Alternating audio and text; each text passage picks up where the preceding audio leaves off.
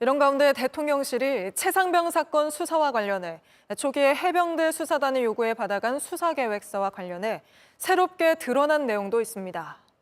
우선 이걸 받아간 날이 최상병 장례식 기간이었습니다. 또 이 문서를 요구한 대통령실 행정관은 앞으로 조사가 어떻게 진행될지를 물었다고 합니다. 유선희 기자입니다. 해병대 수사단이 최상병 순직 직후에 작성한 수사계획서의 주요 내용입니다. 박정훈 해병대 수사단장이 대통령실 산하 국가안보실의 행정관이었던 김모 대령에게 보내준 문서입니다. 이 계획서를 김 대령이 요구해 받은 건 최상병의 연결식이 엄수되기 바로 전날이었습니다. 취재 결과 김 대령은 수사 외압 의혹이 불거진 이후에 군검찰에 출석해 당시 상황을 진술했습니다.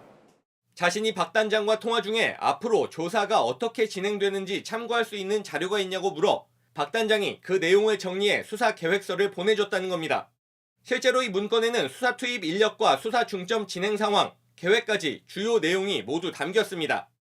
결국 최상병 순직 사건 수사 초기부터 진행 상황을 대통령실이 요구해서 챙기고 있었던 셈입니다.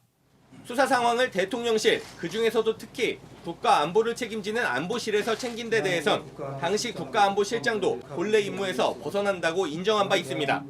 안보실의 임무는 대통령이 국정 전체를 보좌하도록 하는 것이지 특정한 사건의 수사 과정에 대해서 디테일을 파악하는 것이라고 생각하지 않습니다.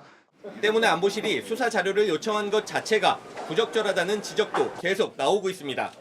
또 국방부도 거치지 않고 왜 해병대에 직접 자료를 요청했는지, 조 전 실장이 당시 직접 보고받은 게 아니라면 누구 지시로 자료를 받아갔고 또 누가 보고를 받았는지도 의문입니다.